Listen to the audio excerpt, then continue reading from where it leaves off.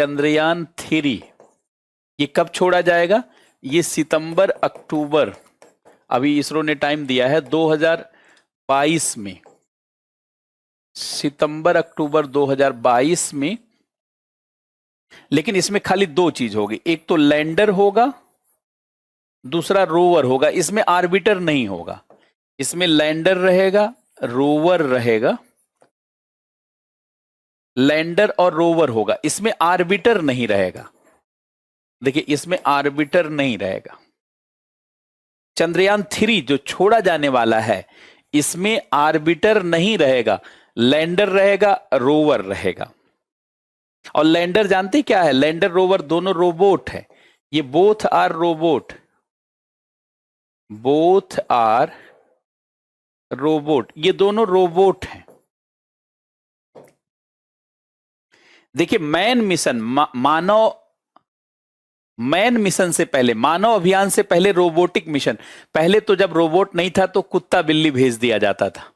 लेकिन अगर अभी कोई कुत्ता भेज देगा तो जानते हैं एनिमल से जुड़े हुए बहुत सारा कानून है, वो जेल चला जाएगा। पता चला इसरो अध्यक्ष ने कुत्ता भेजा और जेल चले गए, तिहाड़ जेल में। तो रोबोट अब भेजा जाता है। अब जरा ध्यान से सुनेंगे, जैसे देखिए ये है एक आपको समझ के लिए, देखिए जैसे चंद्रयान 1 है, ये 2008 में छोड़ा गया था, ये आर्बिटर मिशन था, इसमें सिर्फ आर्बिटर था। इसमें आर्बिट में ग्रह, आर्बिट में जानते हैं उपग्रह चक्कर लगाया चंद्रमा से 100 किलोमीटर दूर। अब देखिए चंद्रयान 2 में, चंद्रयान 2 में जो 2019 में गया, 22 जुलाई 2019, इसमें 3 चीज थी। इसमें आर्बिटर भी था, पहले वाला चीज कंटिन्यू रखा गया, इसमें आर्बिटर भी था, इसमें लैंडर और रोवर भी जानते हैं जोड़ा गया, मतलब ये रोबोट जोड़ा गया। इसको कहा जाता है रोबोटिक मिशन। ये रोबोटिक मिशन, अगर पूछा जाए कौन सा मिशन रोबोटिक था तो देखिए ये। इसके बाद देखिए चंद्रयान 3, चंद्रयान 3 ये जो है 2022 में ये जाएगा, सितंबर अक्टूबर में अभी है टाइम। लेकिन इसमें सिर्फ रहेगा लैंडर रोवर, मतलब ये रोबोटिक मिशन होगा, ये रोबोटिक होगा, ये रोबोटिक है।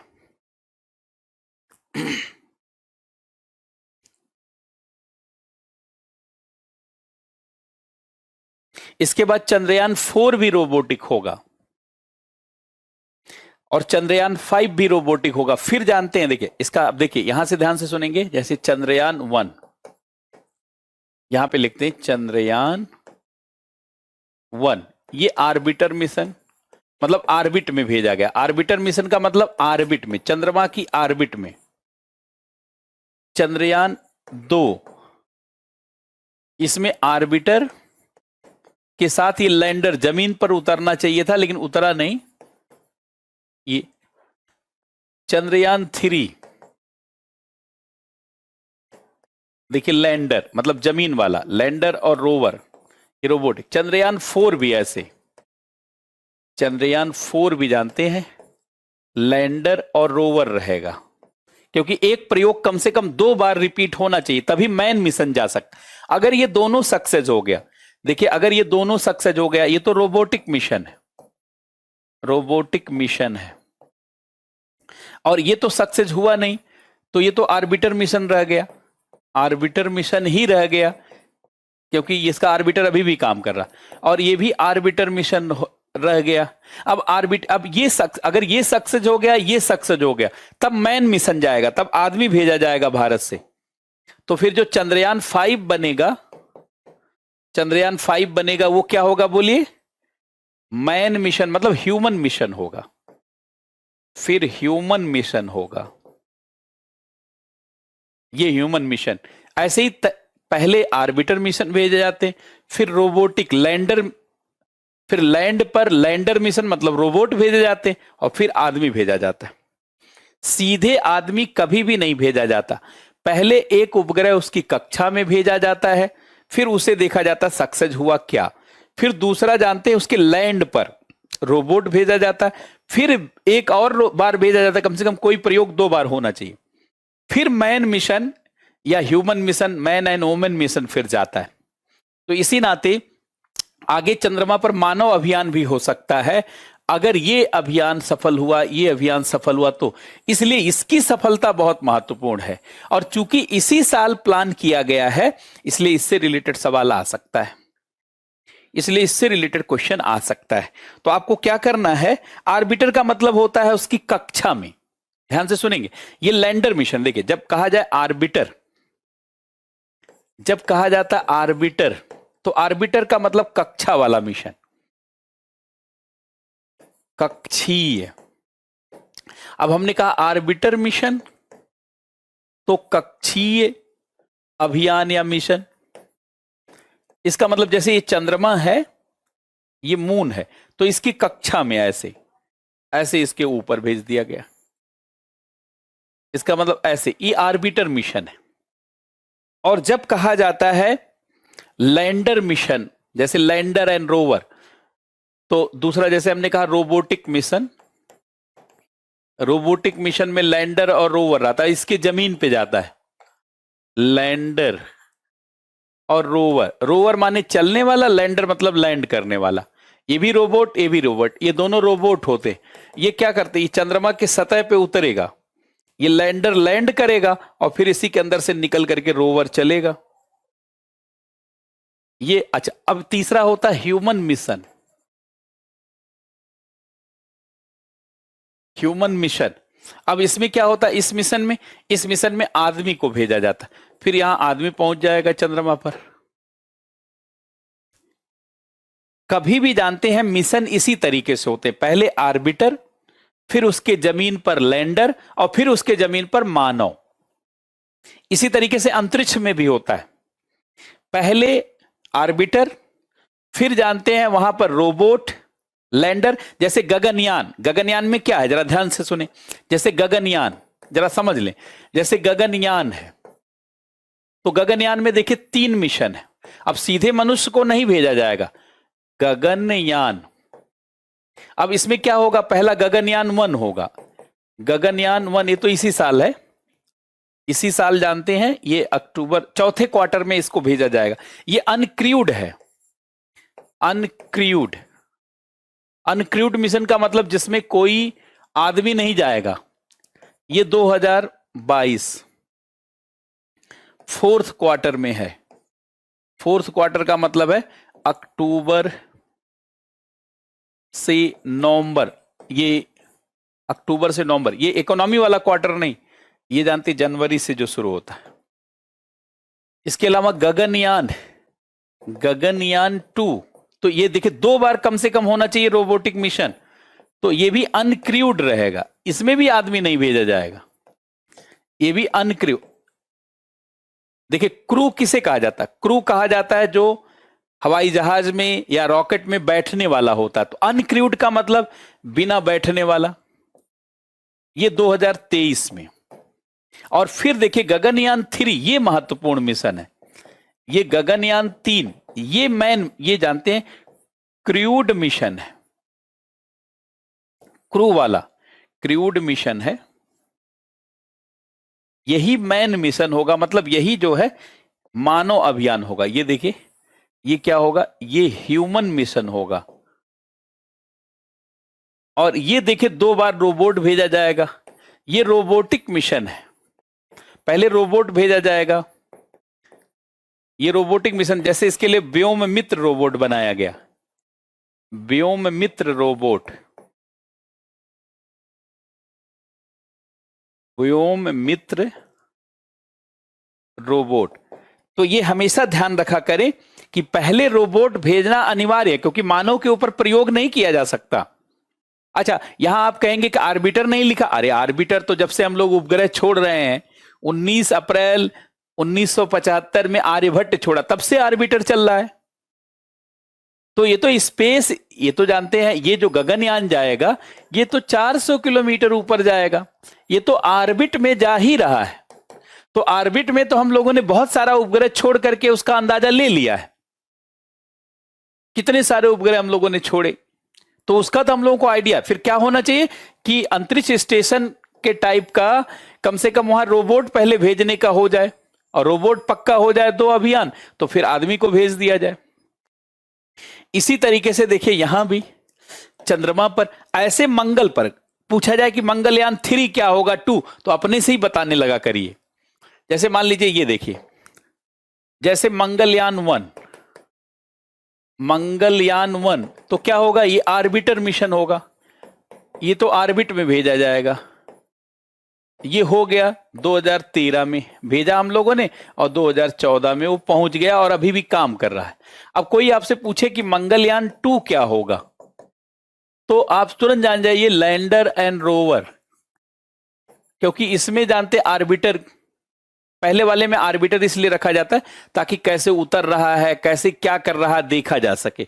तो इसमें हो सकता है आर्बिटर भी रहे, फोटो खींचने के लिए चाहिए ना। तो अगर ये सक्सेस हो गया तो एक अभियान और जाएगा, मंगलयान 3। अगर ये सक्सेस हो गया तब तो एक और खाली जाएगा, लैंडर का और रोवर का। और ये सक्सेस हो गया तो ये 2 रोबोटिक मिशन सक्सेस हो जाएंगे। फिर इसके बाद चौथा वाले पे ही मानव भेज दिया जाएगा। अगर ये सक्सेस हो गया तब तो बल्ले बल्ले, तो फिर बल्ले बल्ले हो गया तो मंगलयान 4 चला जाएगा, और ये हो जाएगा ह्यूमन मिशन, ये हो जाएगा ह्यूमन मिशन। देखिए हर चीज पढ़ना ही नहीं है, एक समझ विकसित करना है। ये आप बहुत बड़े अधिकारी बनने जा रहे हैं, आप कल को आप डीएम बनेंगे, आईएएस बनेंगे, आईपीएस एसपी बनेंगे, एसडीएम डिप्टी एसपी बनेंगे, तो आपको चीजें दिखनी चाहिए, पहले से ही दिखनी। ये नहीं कि हर चीज पढ़ेंगे तब जानेंगे, पढ़ने के बाद नहीं जानना, पहले से ही महसूस होने लगे ऐसे होगा। तो ये क्या, एवरीवन गेटिंग माय पॉइंट? क्या आप सभी लोग मेरी बात समझ पा रहे हैं? ऐसे मिशन हो समझा जाता है। जैसे अभी मान लीजिए शुक्र पर, वीनस पर कोई मिशन नहीं गया है, लेकिन पहला मिशन भेजा जाएगा तो क्या होगा। मान लीजिए मैं क्वेश्चन दूं आपसे कि शुक्रयान, क्वेश्चन, शुक्रयान, शुक्रयान 1, जिसको अंग्रेजी में कहा जाएगा कि वीनस आर, देखिए देखिए पहले मैं शुक्रवान पूछू, उसमें लिखेंगे तो आप जान जाएंगे कैसा मिशन होगा, कैसा मिशन होगा। तो इसको पढ़ने की जरूरत नहीं है कि आप सोचिए मैं पढ़ूंगा, क्या पढ़ेंगे, orbiter mission, lander and rover mission, lander and rover mission, तीसरा ह्यूमन मिशन। अब जब भारत का पहला ही है तो फिर क्या होगा, डी, नन, कोई भी नहीं। बताइए क्या होगा ये।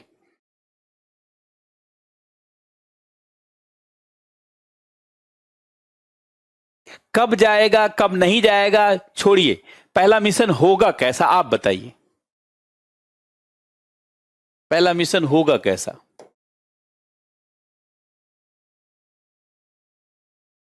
ऑलवेज आर्बिटर,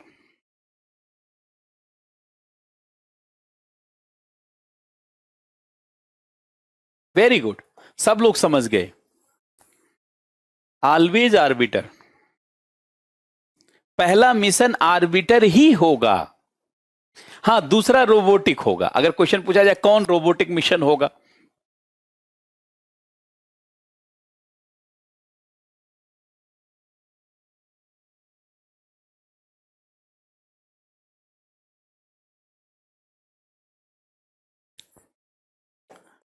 निम्न में से कौन रोबोटिक मिशन है या होगा, दोनों, जैसे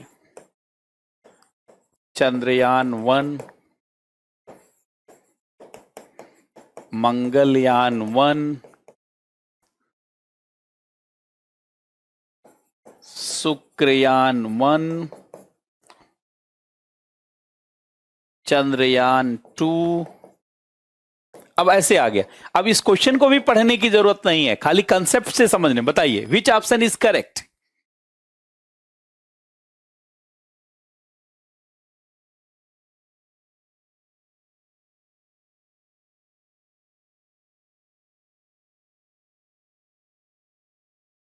पकड़िए चीजों को, थोड़ा समझने, थोड़ा अपना नजरिया विकसित करिए। विच ऑप्शन इज करेक्ट?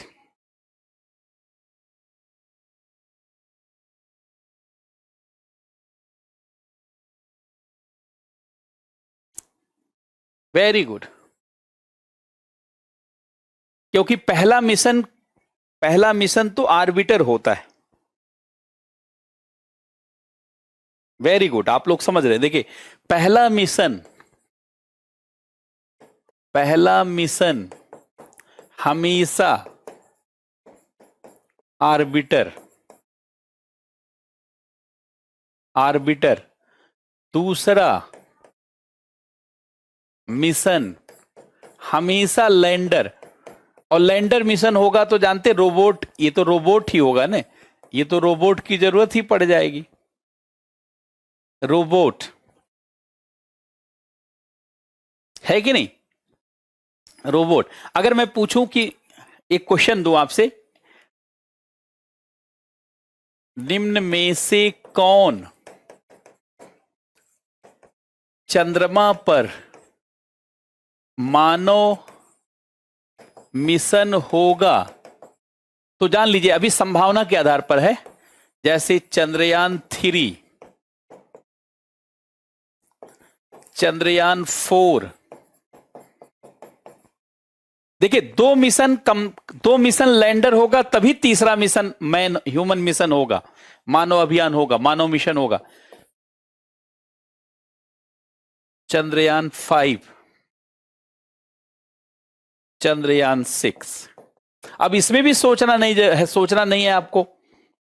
आप ये जान लीजिए कि अभी तक सक्सेस नहीं हुआ, क्योंकि चंद्रयान 2 सक्सेस नहीं है, तो इसलिए इसको घटा दीजिए, खत्म हो गया।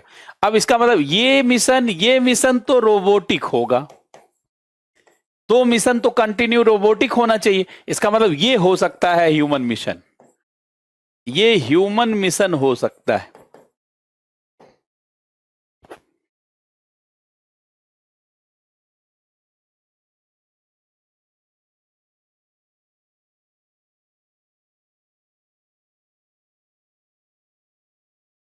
देखिए, कम से कम 2 मिशन कंटिन्यूअस होना चाहिए, रोबोटिक सक्सेस।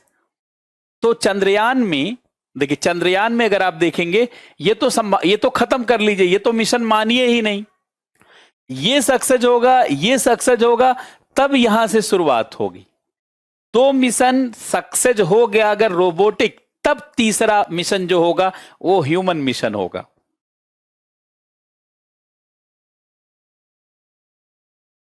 बात समझ पा रहे हैं?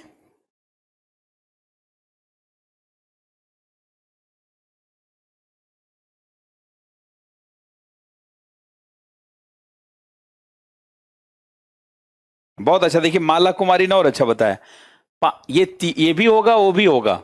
बहुत अच्छी बात। कुछ लोगों ने और अच्छे से दिमाग लगाया, ये भी होगा। हमें यहां लिखना चाहिए था कौन चंद्रमा पर पहला, हमें यहां लिखना चाहिए था कौन पहला मिशन होगा, तब केवल ये होगा। कौन पहला होगा, कौन पहला चंद्रमा पर ह्यूमन मिशन होगा, तब ये। आप समझ पा रहे हैं? सब लोग समझ रहे हैं? समझ आ रहा है? तो इसी तरीके से जानते शुरुआत की जाती है। बात समझ रहे हैं? अब जरा कुछ गंभीर चीजों को हम लोग कल जहां तक थे वहीं से आगे बढ़ते हैं, ताकि एक एक चीज को सीखते हुए चलिए। तो देखिए, भारत में स्पुतनिक 1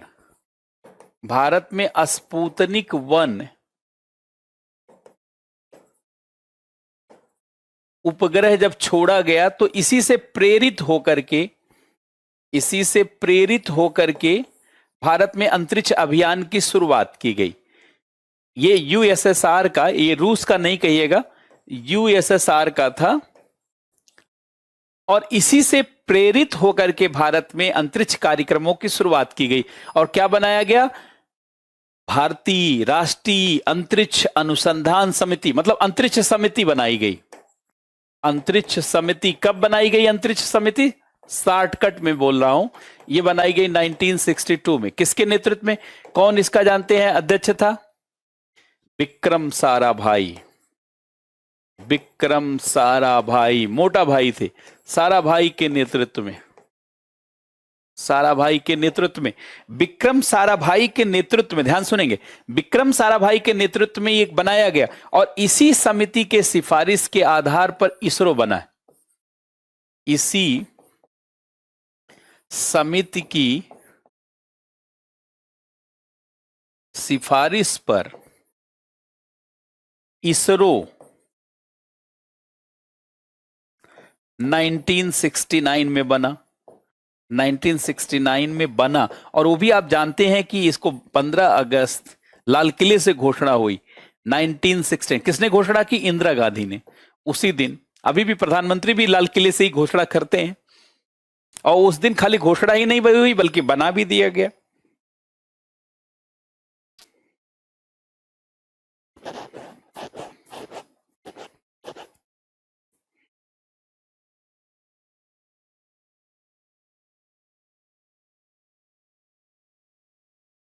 अब देखिए इसरो बन गया, अब इसरो बन गया 15 अगस्त 1969 में। अब इसके बाद विक्रम साराभाई, चूंकि जिन्होंने सिफारिश की थी, तो प्रधानमंत्री इंदिरा गांधी ने कहा कि सर आपसे योग्य कौन हो सकता, आप स्वयं बनिए, है कि नहीं? जो कह रहा है, जो सुझाव दे रहा है, वही अच्छा कर सकता है। तो इसलिए विक्रम साराभाई इसके चीफ बनाए गए, लेकिन वो 2 साल में उनकी डेथ हो गई। डॉक्टर विक्रम साराभाई पहले चेयरपर्सन बने, मतलब पहले अध्यक्ष बने,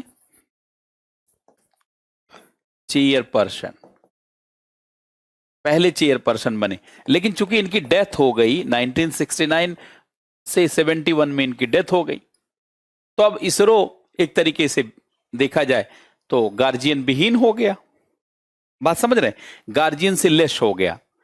तो उस समय जानते हैं, अब इंदिरा गांधी भी बहुत परेशान हुई, सरकार के लोग भी परेशान हुए। अब हुआ कि अब क्या किया जाए, दूसरा विक्रम साराभाई कहां से ढूंढा जाए? तो फिर पता चला कि एक नासा में वैज्ञानिक है जो साराभाई के टक्कर का है, और उस समय अमेरिका के राजदूत होते थे लक्ष्मीकांत झा, बिहार के थे लक्ष्मीकांत झा, जिन्होंने बैंकों का राष्ट्रीयकरण किया था 1969 में। तो लक्ष्मीकांत झा को इंदिरा गांधी ने फोन किया कि उस वैज्ञानिक से मिल के आइए, वो भारतीय वैज्ञानिक है। तो मिलने गए तो वही प्रोफेसर सतीश धवन थे, वो नासा में काम करते थे, महान वैज्ञानिक। लेकिन सतीश धवन आने के लिए तैयार नहीं हुए। सतीश धवन ने 2 शर्त रखी कि अगर आप मेरी 2 शर्तें मानेंगे तब मैं आऊंगा इसरो में काम करने। तो प्रधानमंत्री ने कहा भाई पूछिए क्या है उनकी शर्त। उन्होंने कहा 2 शर्त। नंबर 1 शर्त, मैं इसरो में तभी काम करूंगा जब कोई आईएएस अधिकारी, जब कोई ब्यूरोक्रेट इसरो का नेतृत्व नहीं करेगा, वैज्ञानिक नेतृत्व करेगा। इसरो का नेतृत्व कोई ब्यूरोक्रेट नहीं करेगा, क्योंकि ब्यूरोक्रेट करेगा फिर तमाम तनाव पैदा कर देगा। दूसरा उन्होंने कहा कि किसी भी मंत्रालय के अंदर नहीं आना चाहिए इसरो, किसी भी मंत्रालय में नहीं आना चाहिए, सीधे प्रधानमंत्री के अंदर होना चाहिए, ताकि मैं जो भी बात करूं तो मैं किसी मंत्री से बात नहीं करूंगा, सीधे प्रधानमंत्री से, ताकि सुधार तुरंत हो, तभी तेजी से हम अंतरिक्ष एजेंसी बना पाएंगे। और एक बात और उन्होंने की, मुझे इसरो का भी अध्यक्ष बनाइए और इंडियन इंस्टीट्यूट ऑफ साइंस का भी। इसका मतलब वो लालची नहीं थे, बल्कि दोनों संस्थाओं के अनुसंधान को जोड़ना चाहते थे। सरकार उनकी सारी बात को मान गई, उन्होंने कहा लिखित में दीजिए। सारा चीज लिखित, तब सतीश धवन का आगमन होता है। इसीलिए सतीश धवन बहुत सफल रहे, और आज तक इसरो में कोई ब्यूरोक्रेट जानते हैं नेतृत्व नहीं करता। और आप जानते हैं, इसीलिए ध्यान से सुनेंगे, इसीलिए अंतरिक्ष विभाग उन्होंने बनवाया। 1972 में डिपार्टमेंट ऑफ स्पेस अंतरिक्ष विभाग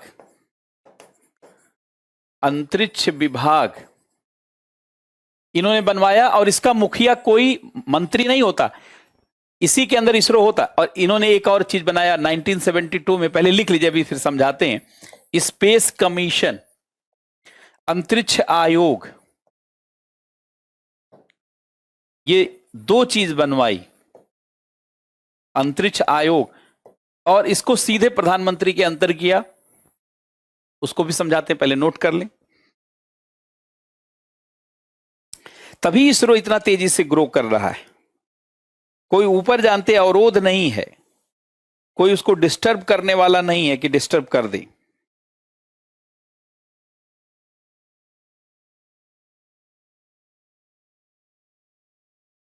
बात समझ पा रहे हैं?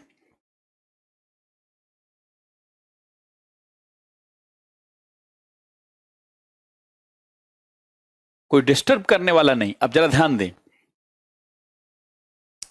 अब देखिए, एक चीज तो पहले समझ लीजिए, भारत में विज्ञान और प्रौद्योगिकी मंत्रालय है, ministry of science and technology, लेकिन उसके अंदर इसरो नहीं आता।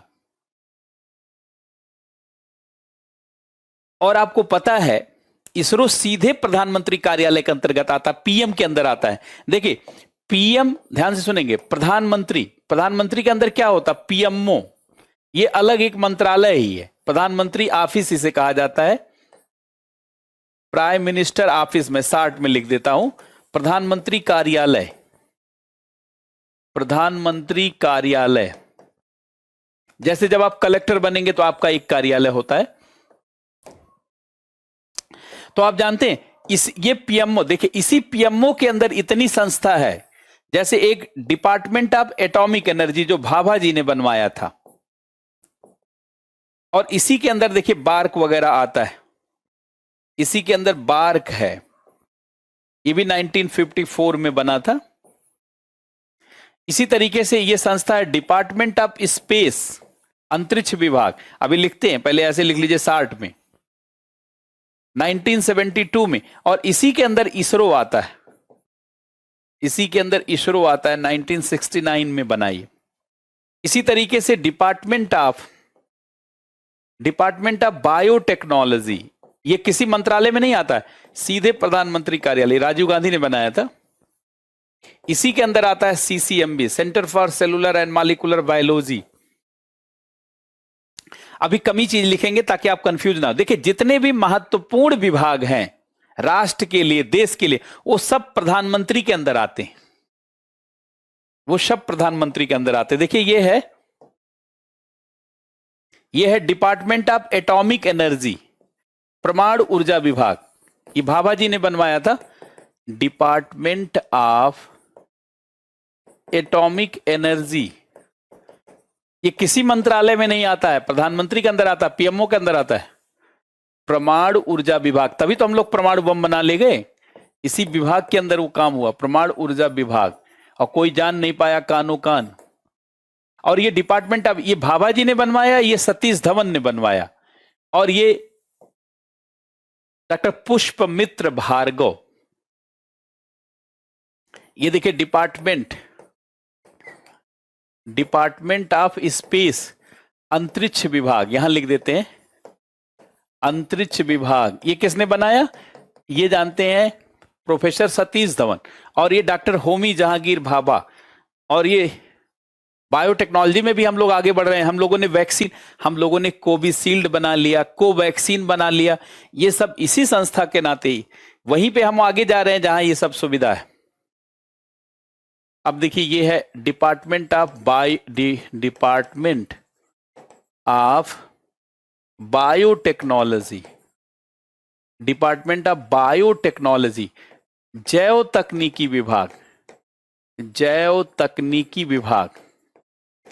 ये सारे विभाग किसी मंत्रालय में नहीं आते, ये सीधे प्रधानमंत्री के अंतर्गत आते। इतनी बात समझ रहे हैं?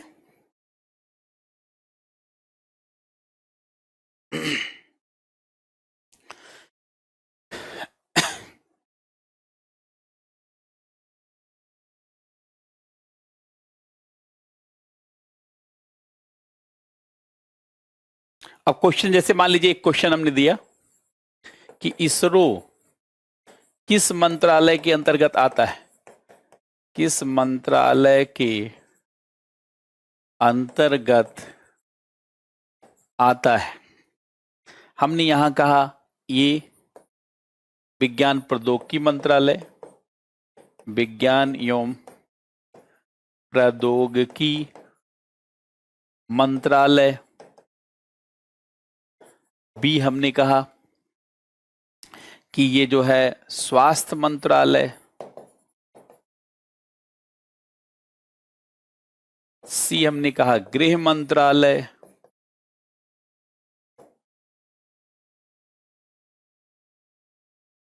और डी हमने कहा प्रधानमंत्री कार्यालय। प्रधानमंत्री कार्यालय। तो ये पता होना चाहिए कि राष्ट्र की जितनी, ये हमेशा पता होनी चाहिए कि राष्ट्र की जितनी भी बेहद महत्वपूर्ण चीजें हैं वो सब जानते हैं प्रधानमंत्री कार्यालय के अंतर्गत।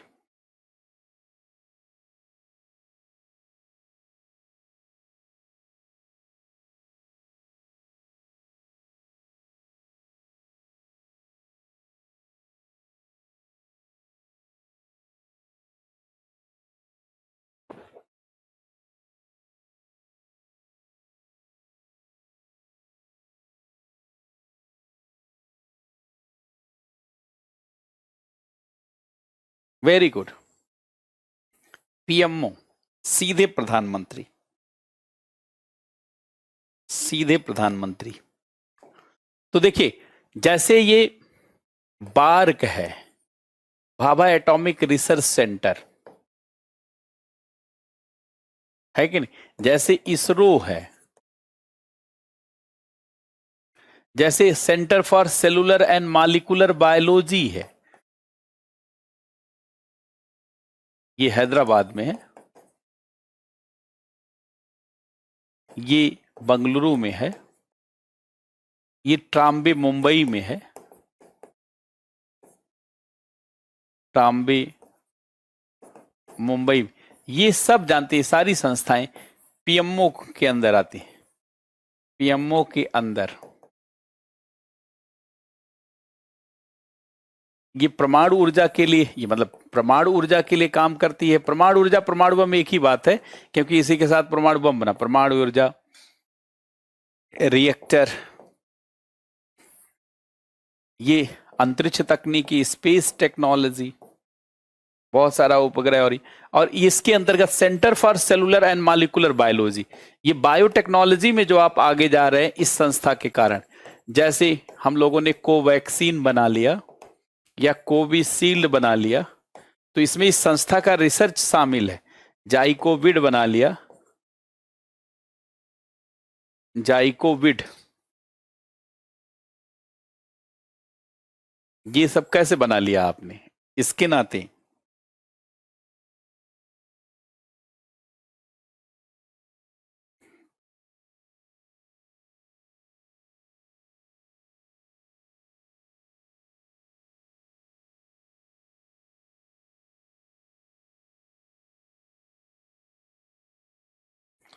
तो ये देखिए परमाणु ऊर्जा के जनक, परमाणु ऊर्जा के जनक तो हम लोग कहते हैं भाभा जी, क्योंकि बार्क उन्होंने ही बनाया था।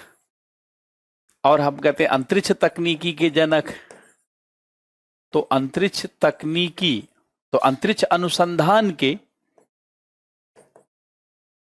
अनुसंधान के जनक ये साराभाई। लेकिन जानते इसमें सतीश धवन का बहुत बड़ा रोल है। और हमने कहा कि आधुनिक जीव विज्ञान के जनक, बायोलॉजी के, बायोटेक्नोलॉजी, आधुनिक जीव विज्ञान, जीव विज्ञान या जैव तकनीकी, जैव तकनीकी के जनक, तो ये डॉक्टर पुष्पमित्र भार्गव,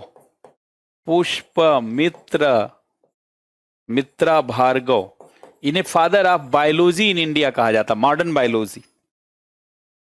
इन्हीं के नाते जानते हैं जीनोम वैली कहा जाता है हैदराबाद को। ये हैदराबाद है, ये CCMB, centre for cellular and molecular biology, ये हैदराबाद में है और इसको कहा जाता है जीनोम वैली। हैदराबाद को क्या कहा जाता है? Genome valley.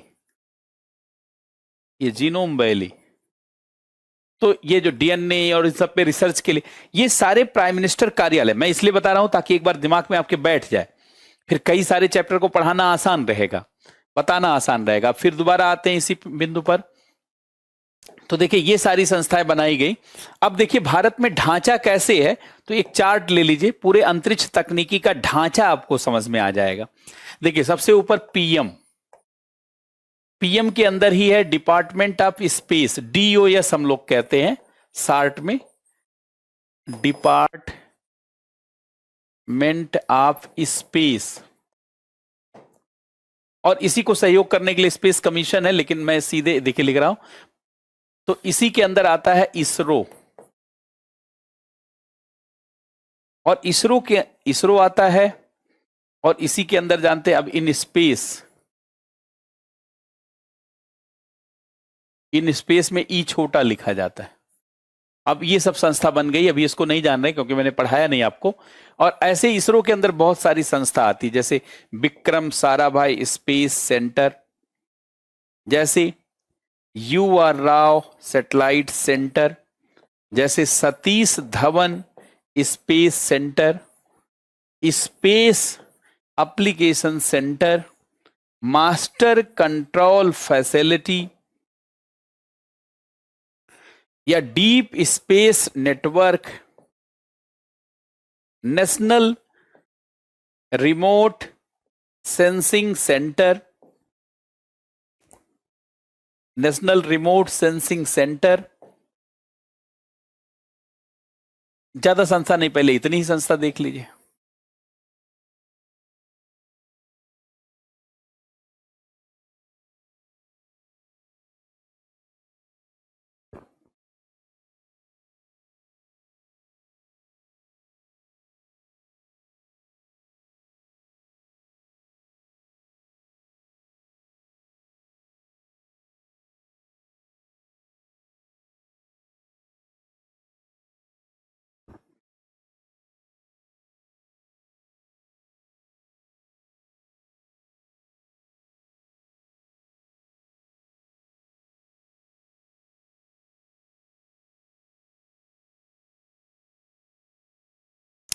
देखिए 2020 2021 स्पेस टेक्नोलॉजी के लिए बहुत क्रांतिकारी वर्ष रहा है। 2020 में जब कोरोना महामारी भारत में आई, तो उसी समय में स्पेस रिफॉर्म की शुरुआत हुई, अंतरिक्ष के क्षेत्र में सुधार की शुरुआत हुई। और देखिए ये 3 नई संस्था जानते बनाई गई। एक NSIL, ये तो 2019 में बनाई गई, और न्यू स्पेस ट्रांसपोर्टेशन पॉलिसी, ये 2020 में बनाई गई। और एक अथॉरिटी बनाई गई, Indian national space promotion and authorization centre, ये भी 2020 में बनाई गई। और एक बनाई गई इंडियन स्पेस, ऐसे SP, यस बड़ा और P छोटा, एसोसिएशन, ये 2021। ये देखिए 4 बड़ा बदलाव मोदी सरकार के द्वारा किया गया। मोदी सरकार के द्वारा स्पेस टेक्नोलॉजी के क्षेत्र में, स्पेस टेक्नोलॉजी के क्षेत्र में 4 बड़ी बदलाव। अब देखिए इसी से क्वेश्चन जानते हैं यूपीएससी पूछेगी, और स्टेट एग्जाम में भी आएगा। ये पता होता है कमोबेश की कहां से सवाल पूछा जा सकता है।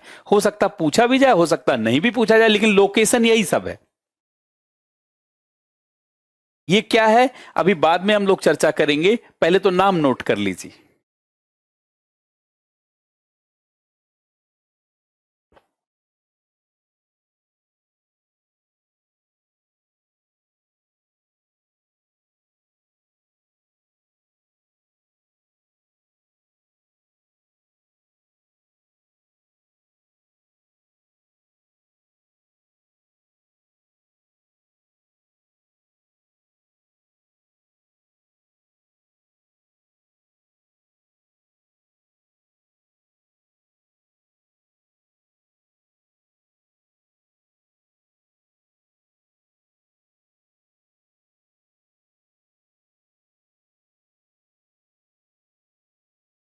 सब लोग इतना नोट कर लें, आपने नोट कर लिया?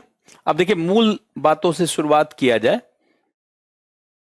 पहले जो ये लिस्ट आपने बनाया, देखिए पीएम सबसे ऊपर होता है, पीएम के अंदर ही डिपार्टमेंट ऑफ स्पेस है, और इसी के अंदर इसरो, और अब इसरो को जानते एक अथॉरिटी बनाई गई है। ये पहले क्या था, पहले अगर कोई मान लीजिए किसी को इसरो की सेवा लेना है, इसरो की सर्विस लेना है, किसी को सैटेलाइट लॉन्च करवाना है, या इसरो से कोई चीज खरीदना, डायरेक्ट इसरो से मिलता था। अब उसका टाइम खराब हो जाता था जो इसरो का वैज्ञानिक है, क्योंकि इसरो का जो चीफ होता है वो कोई सामान्य आदमी नहीं होता, वो प्रशासक नहीं होता, बहुत बड़ा वैज्ञानिक होता है। और उससे मिलना जुलना का मतलब है उसका समय खराब करना, क्योंकि जो बहुत बड़ा वैज्ञानिक है उसका काम शोध का होना चाहिए। लेकिन जब आप मिलेंगे जुलेंगे तो कैसे हो पाएगा? मान लीजिए हम ही से लोग ज्यादा मिलने आएंगे तो मैं पढ़ा पाऊंगा? नहीं पाऊंगा। जैसे किसान का काम क्या है? खेत में काम करना। वैज्ञानिक का काम क्या है? प्रयोगशाला में रिसर्च करना। टीचर का काम क्या है? क्लासरूम में पढ़ाना। और कोई जानते हैं कलाकार है, उसका काम है कला दिखाना, रियाज करना। स्टूडेंट का काम क्या है? रिवीजन करना, पढ़ना, नोट्स बना। और मान लीजिए इसके अलावा दूसरा काम कर रहा है तो उसका समय खराब हो रहा है ना। अगर इसरो चीफ का समय या इसरो के वैज्ञानिकों का समय डीलिंग में जाएगा, मीटिंग में जाएगा, तो उनका समय खराब होगा ना। इसीलिए सरकार ने क्या किया, एक अलग संस्था बना दिया कि ये संस्था क्या करेगी? डीलिंग करेगी, कोई मीटिंग करना यही करेगी, यही पास करेगी, फिर इसरो को ये प्रस्ताव बना के भेज देगी। तो सारा डीलिंग करना, इसरो की क्षमताओं का दोहन करना, इसरो की क्षमताओं का वाणिज्यिक उपयोग करना, ये सारा काम इन स्पेस का है। इसीलिए जानते इन स्पेस एक बहुत अलग संस्था, जरा ध्यान देंगे आप। देखिए इसरो ये 1969 में बनाया गया, लेकिन इन स्पेस ये कोरोना काल में बनाया गया। इन स्पेस 2020 में कोरोना काल में, कोरोना काल में स्पेस रिफॉर्म के अंतर्गत, अंतरिक्ष सुधार के अंतर्गत, स्पेस रिफॉर्म के अंतर्गत, अब ये देखिए क्या है इसका, तो इंडियन स्पेस रिसर्च ऑर्गेनाइजेशन, जो लोग नहीं जानते हैं लिख ले, नहीं कहेंगे आप बताए ही नहीं। इंडियन स्पेस रिसर्च ऑर्गेनाइजेशन, भारतीय अंतरिक्ष अनुसंधान संगठन, भारतीय अंतरिक्ष अनुसंधान संगठन। अब देखिए ये संस्था जो बनाई गई है, ये लिखी तो ऐसे जाती है, देखिए ऐसे लिखा जाता है, इनको अलग से लिखा जाता है, स्पेस को ऐसे लिखा जाता है, और ई को छोटा लिखा जाता है, इन स्पेस। ये देखिए इंडियन नेशनल, इंडियन नेशनल भारतीय राष्ट्रीय, Indian national space promotion, space promotion, देखिए ये दो शब्द आ गया, एंड एथराइजेशन सेंटर, एंड एथराइजेशन, एथराइजेशन, और सीई सेंटर है। थोड़ा स्मार्ट लगने के लिए नए ढंग से लिखा गया। तो भारतीय राष्ट्रीय अंतरिक्ष प्रोत्साहन और प्रमाणीकरण केंद्र, भारतीय राष्ट्रीय अंतरिक्ष, अंतरिक्ष प्रोत्साहन, एथराइजेशन है कि नहीं, एथराइज करना, प्रमाणीकरण, अधिकृत करना, भारतीय राष्ट्रीय अंतरिक्ष प्रोत्साहन एवं प्रमाणीकरण केंद्र, ऐसे लिख लीजिए।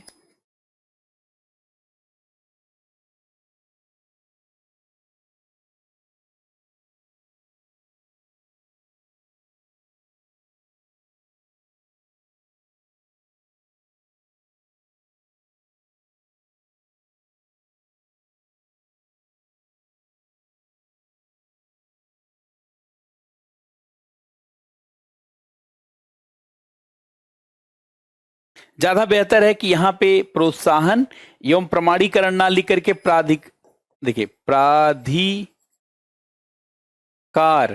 केंद्र लिखना चाहिए, प्राधिकार केंद्र लिखिए, तो ये ज्यादा उचित होगा कि इसके मीनिंग को आप रिवील कर पाएंगे। ये प्राधिकार केंद्र ही लिख लीजिए ताकि आपको प्राधिकार केंद्र एथराइजेशन सेंटर है। अब ये अथॉरिटी है, जैसे आरबीआई बैंकों को के लिए है,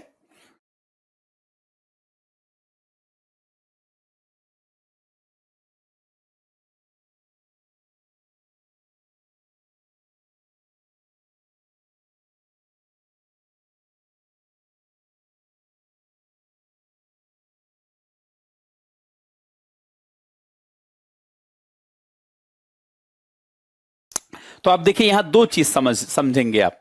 देखिए इसरो क्या है? शीर्ष अंतरिक्ष एजेंसी है, शीर्ष भारत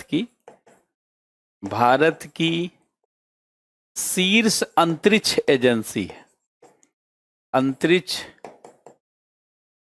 एजेंसी है। एपेक्स स्पेस एजेंसी है, एपेक्स। और ये देखिए अब एक नई संस्था जो आ गई, जो इसरो के पैरेलल ही है, इन स्पेस, ये अंतरिक्ष के लिए अथॉरिटी है।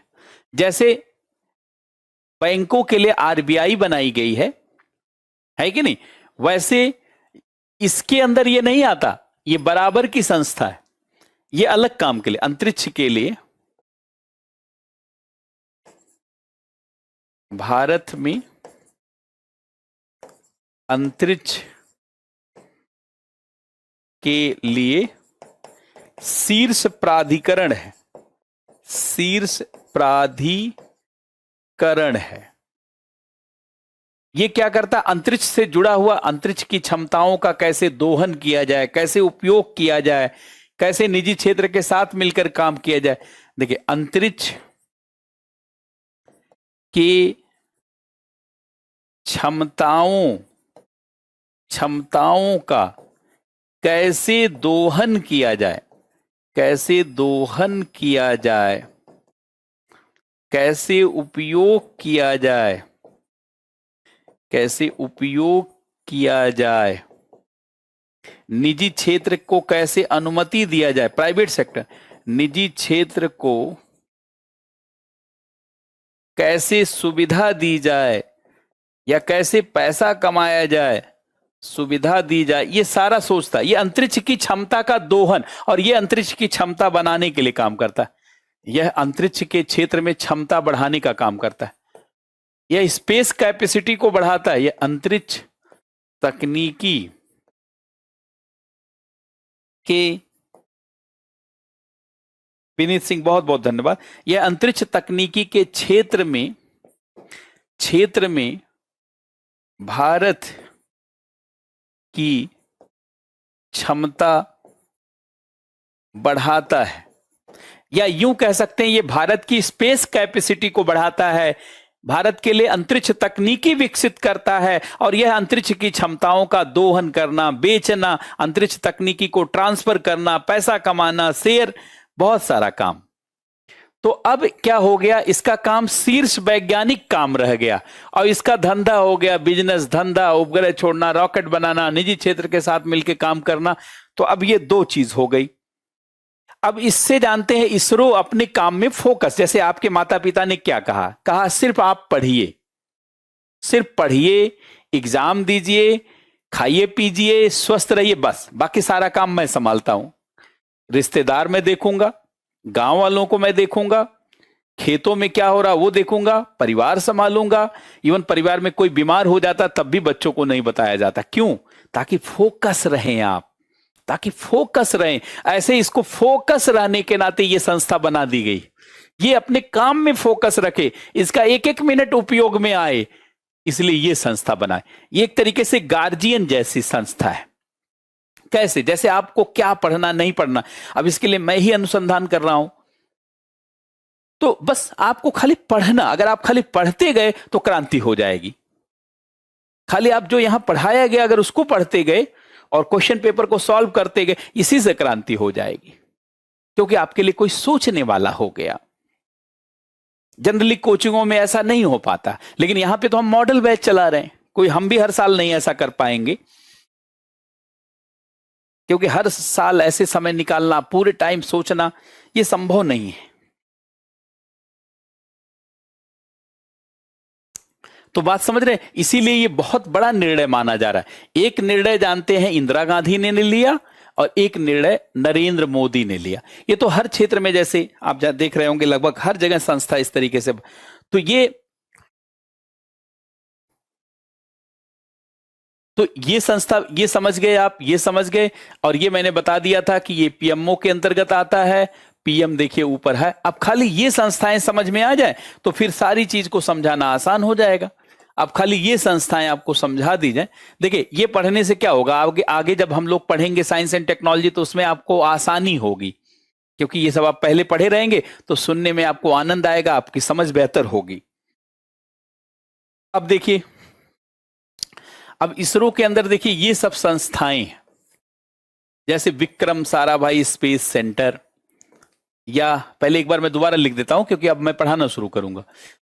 UR राव सैटेलाइट, अब इसमें जो चर्चा में है उन सबको बताना पड़ेगा। Satish Dhawan space centre, space application centre, master control facility, national remote sensing centre, deep space network, और लिक्विड प्रोपल्सन उसमें छूट गया था, सिस्टम सेंटर। ऐसे जो इंपॉर्टेंट संस्थाएं, उनको देखना पड़ेगा। जैसे मैं आपसे अगर पूछूं कि भारत में रॉकेट बनाने के लिए कौन सी संस्था काम करती है, तो अगर आप पढ़े रहेंगे तभी। मैं पूछूं भारत में उपग्रह बनाने के लिए कौन सी संस्था काम करती, जब आप पढ़े रहेंगे तभी तो बता पाएंगे। जैसे मैं क्वेश्चन देता हूं, जरा आप बताएं, भारत में रॉकेट बनाने के लिए, रॉकेट बनाने के लिए कौन सी संस्था काम करती है, कौन सी संस्था कार्य करती है। हमने ए ऑप्शन दिया इसरो, बी ऑप्शन दिया VSSC, फिर ये C UR Rao satellite centre, और फिर हमने कहा सतीश धवन स्पेस सेंटर। बताइए which option is correct? VSSC।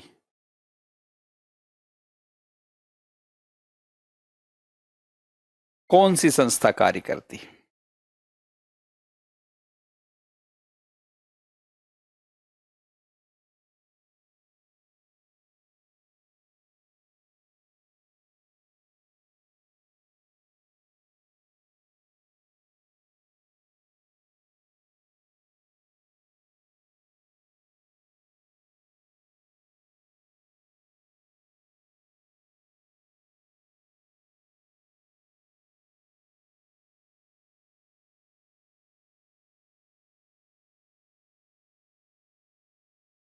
B is the right answer. अभी आपने पढ़ा नहीं है इसलिए बहुत लोगों का गलत हो जा रहा है। देखिए VSSC, Vikram Sarabhai space centre, B is the right option.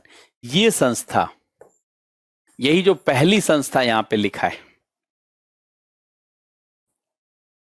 पहली संस्था, ध्यान से सुनेंगे, भारत में सारे रॉकेट, जितने भी रॉकेट बनाए गए हैं, जैसे SLV-3 ये रॉकेट बनाया गया, जैसे ASLV 1987 में ये रॉकेट बनाया गया, PSLV 1993 में ये रॉकेट बनाया गया, GSLV 2001 में ये रॉकेट बनाया गया, GSLV Mark II 2014 में ये रॉकेट बनाया गया, RLV-TD 2017 में ये रॉकेट बनाया, 2016 में ये रॉकेट बनाया गया, GSLV Mark III 2017 में ये रॉकेट। कोई पूछे कौन बनाया ये सब रॉकेट, तो ये सब बनाया विक्रम साराभाई स्पेस सेंटर। किसने बनाया ये सारे रॉकेट? किसने बनाया? विक्रम, जिन्हें कहा जाता है फादर ऑफ स्पेस साइंस, मतलब रॉकेटमैन जिन्हें कहा जाता है, विक्रम साराभाई, विक्रम साराभाई स्पेस सेंटर, विक्रम साराभाई अंतरिक्ष केंद्र, विक्रम साराभाई अंतरिक्ष केंद्र इस संस्था ने बनाया। और ये संस्था का मुख्यालय कहां पे है? जैसे मुखर्जी नगर दिल्ली में है, ऐसे ये कहां है बोलिए? थुम्बा तिरुवनंतपुरम में। मुखर्जी नगर कहां पे है? दिल्ली में। ऐसे थुम्बा कहां है? तिरुवनंतपुरम केरल में है।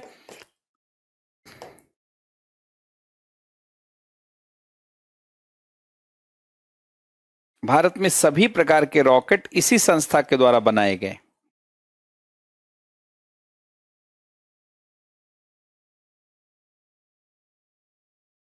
विक्रम साराभाई अंतरिक्ष केंद्र,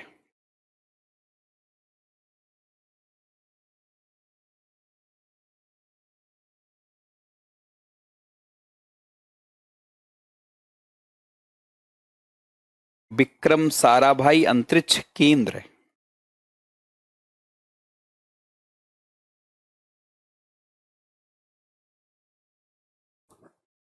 तो ये सभी रॉकेट, अभी रॉकेट पढ़ाएंगे नहीं, जब आप साइंस एंड टेक्नोलॉजी पढ़ेंगे तब पढ़ाएंगे। अभी एक मोटे तौर पर आइडिया हो जाए तो देखिए, ये संस्था सारा रॉकेट यही संस्था बनाती है। सारा रॉकेट कौन सी संस्था? तो अब गगनयान क्या है? गगनयान में रॉकेट ही तो है। तो अगर मैं पूछूं कोई गगनयान, क्वेश्चन दूं कि गगनयान, तो गगनयान क्या है? यान मतलब ये देखिए रॉकेट, यान। गगनयान किस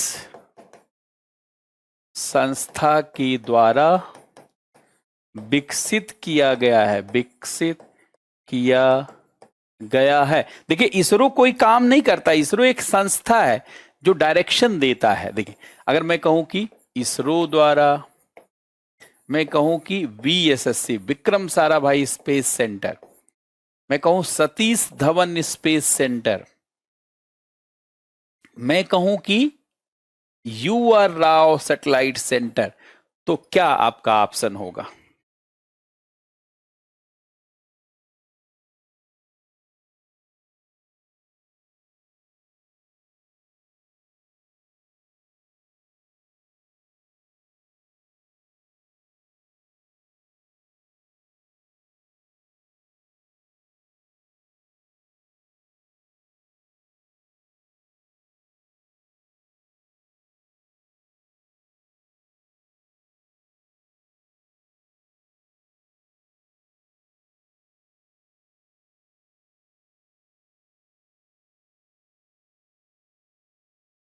very good, B is the right answer.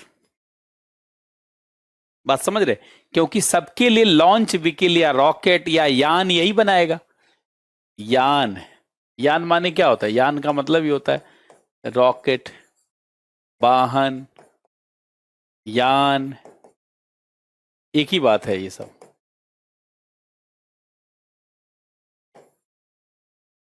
क्या समझ पा रहे हैं सब लोग? Very good.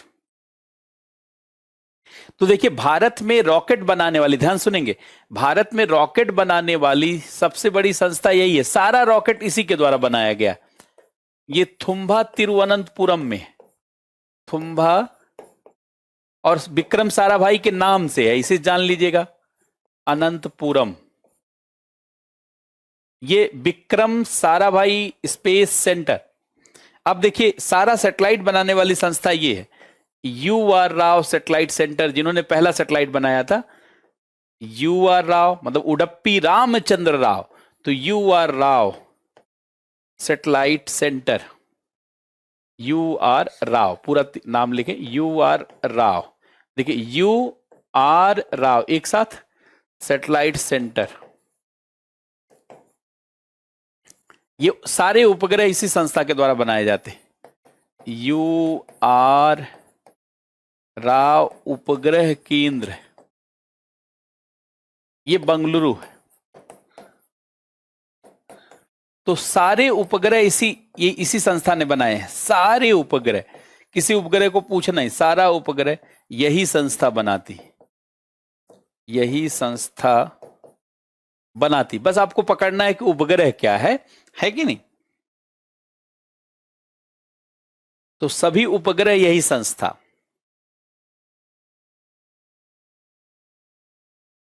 और यू आर राव सर ने ही आर्यभट्ट पहले उपग्रह को बनाया था। तो अगर मैं पूछूं कि चंद्रयान 3 उपग्रह, ये उपग्रह है, उपग्रह किसके द्वारा बनाया जा रहा है,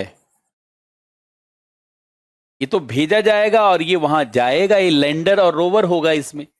तो मैं कहूं कि विक्रम साराभाई स्पेस सेंटर, मैं कहूं कि U R Rao satellite centre, मैं कहूं कि इसरो, मैं कहूं कि डीआरडीओ। चलिए यहीं पे पूछ लेते, डीआरडीओ, बताइए।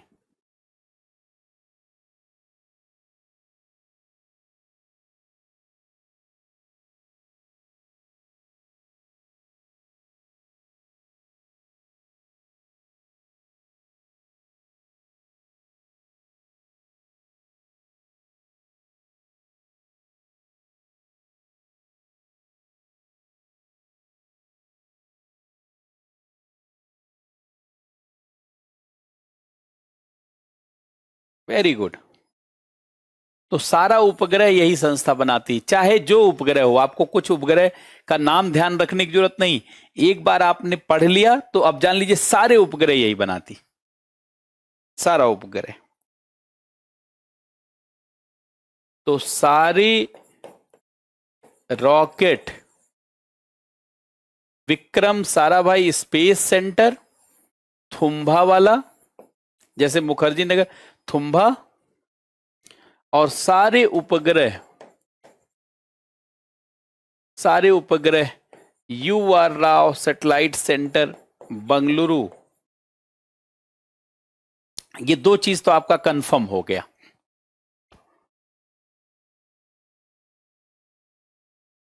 अब देखिए, उपग्रह को लॉन्च करने वाली संस्था का नाम है सतीश धवन स्पेस सेंटर। ये सतीश सर के नाम पे है, सतीश धवन स्पेस सेंटर। एक बार मेरे कोचिंग में एक लोग पढ़ते थे, उनका नाम था सतीश चौधरी। मेरे पास आए तो मैंने कहा क्या नाम है, कहा सतीश चौधरी। मैंने कहा आप बहुत अलर्ट होकर बता रहे हैं। उन्होंने कहा सर मेरे नाम से ही सतीश धवन थे, इतने महान आदमी के नाम पर मेरा नाम है, सतीश नाम है मेरा, कोई सामान्य नाम नहीं है। तो सोचिए वो कितने गौरव से प्रेरित थे। सतीश धवन सर के बारे में वो जरूर जानते रहे होंगे। सतीश धवन अंतरिक्ष केंद्र, ये उपग्रह को लॉन्च करने वाली संस्था है, ये सैटेलाइट को लॉन्च करने वाली, सारे सैटेलाइट को लॉन्च करने वाली, सैटेलाइट लॉन्च करने वाली संस्था है। विनीत कुमार बहुत बहुत धन्यवाद आपके स्नेह और सम्मान के लिए। देखिए, तो इसका 2 जानते हैं सेंटर है, 2 सेंटर है। एक श्रीहरिकोटा, श्रीहरिकोटा ये तो पहले से काम कर रहा है, श्रीहरिकोटा। ये 1971 पुलिकट झील, पुलिकट झील में ये द्वीप है, पुलिकट झील में द्वीप है, ये प्रवाल द्वीप है। और एक अभी जानते बनाया जा रहा है, उसका नाम है थू थू, ये पूछा जा सकता, थू थू कुडी,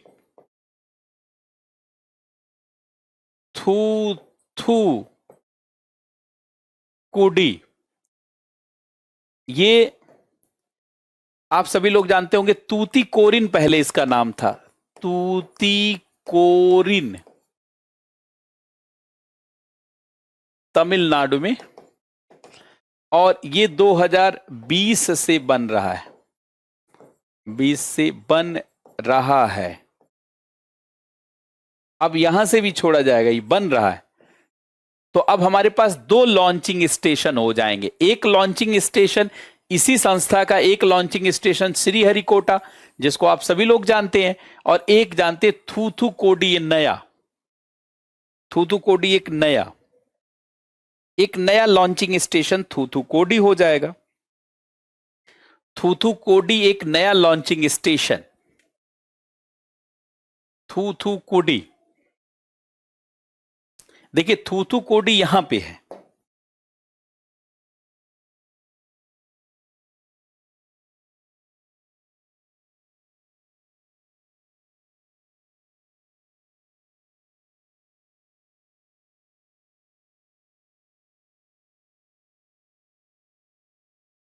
जैसे देखिए ये है थूथुकुडी, ये ज्यादा बेहतर स्टेशन होगा।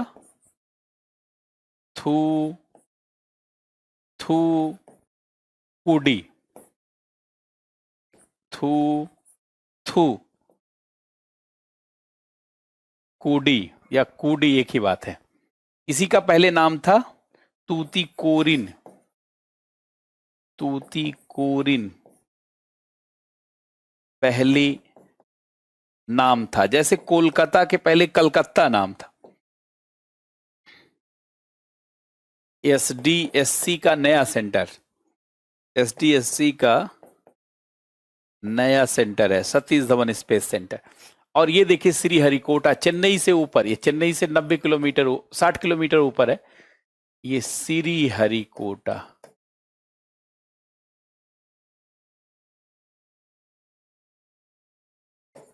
श्रीहरिकोटा जानते हैं 1971 में ही ये बन गया था, लेकिन इसको आगे बढ़ाने में पूरा काम सतीश धवन ने किया था, इसीलिए उनका नाम इस centre Satish Dhawan space centre कर दिया गया।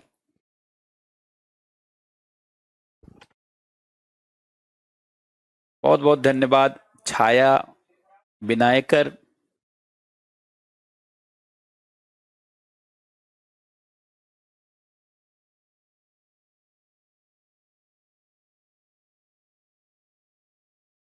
और ये देखिए चेन्नई जगह, ये चेन्नई जगह। तो भारत के पास 2 उपग्रह प्रक्षेपण केंद्र हो गया। भारत के पास 2 उपग्रह प्रक्षेपण केंद्र हो गया। अब ये वाला ज्यादा बेहतर है, क्योंकि अगर पोलर ऑर्बिट में उपग्रह को भेजना है तो साउथ में ही भेजना पड़ता, क्योंकि पोल साउथ पोल और नॉर्थ पोल है, और साउथ में भेजने के लिए यहां से उपग्रह छोड़ने के बाद फिर ऐसे श्रीलंका को बचाते हुए निकलना पड़ता है। इतना दूरी भी ज्यादा लगती है, श्रीलंका को बचाना पड़ता। यहां से क्या होगा, ऐसे सीधे जाएगा, किसी को बचाना नहीं, तो फ्यूल भी बचेगा, लागत भी कम होगी, और जानते निकट भी है, किसी को बचाना नहीं, तो इससे उपग्रह छोड़ने की लागत घट जाएगी। पोलर ऑर्बिट में उपग्रह छोड़ने के लिए सबसे अच्छी जगह रहेगी पोलर ऑर्बिट में, ध्रुवीय कक्षा में, पोलर ऑर्बिट में ध्रुवीय कक्षा में। हाँ, तूतीकोरिन बंदरगाह का नाम बदल दिया गया है। ये देखिए ध्रुवीय कक्षा में, ध्यान से सुनेंगे, ध्रुवीय कक्षा में उपग्रह छोड़ने की सबसे अच्छी जगह, उपग्रह छोड़ने की सबसे अच्छी जगह, उपग्रह छोड़ने की सबसे अच्छी जगह तूतीकोरिन। अब कोई बंदरगाह नहीं है, देखिए तूतीकोरिन अब कोई बंदरगाह नहीं है, इसका नाम बहुत पहले ही बदल दिया गया था। इसका नाम हो गया है वीओ चिदंबरनार। बीओ, महान जानते हैं स्वतंत्रता संग्राम सेनानी थे, बीओ चिदंबरनार, ये बंदरगाह का नाम है। तूतीकोरिन बंदरगाह का ये नाम रख दिया गया, तूतीकोरिन बंदरगाह का नाम ये बहुत पहले ही रख दिया गया। ये भारत में सबसे पहले जहाज चलाने वाले आदमी यही है, इसीलिए इनके सम्मान में रखा गया। इन्हें तमिलनाडु का तिलक कहा जाता है। कपिलोट्टिय तमिलन, कपिलोट्टिय तमिलन इनका नाम। ये बहुत महान जानते स्वतंत्रता संग्राम सेनानी। महान स्वतंत्रता संग्राम सेनानी, महान स्वतंत्रता संग्राम सेनानी, सेनानी तिलक के शिष्य थे। इन्हें तमिलनाडु का तिलक कहा जाता है, तमिलनाडु का तिलक। सिप चलाने वाले भारत में पहले व्यक्ति हैं। सिप चलवाने वाले, बनाया नहीं था, और बालचंद हीराचंद ने बनवाया था। सिप चलवाने वाले पहले भारतीय व्यक्ति, इसीलिए इनके सम्मान में इसका नाम रखा गया। बात समझ रहे? तो ये थूथू कोडी देखिए है, ये थूथू कोडी है। यहां से लॉन्च करने के लिए एक नया रॉकेट भी बनाया गया, उसका नाम रखा गया है थूथू कोडी से लॉन्च करने के लिए जो नया रॉकेट बनाया गया है, इसका नाम रखा गया SSLV, small satellite launch vehicle. ये सब कल अब बताएंगे, कल समझाएंगे। तो आज यहीं तक हम लोग करेंगे, क्योंकि ताकि आपको चीजें समझ में भी आए।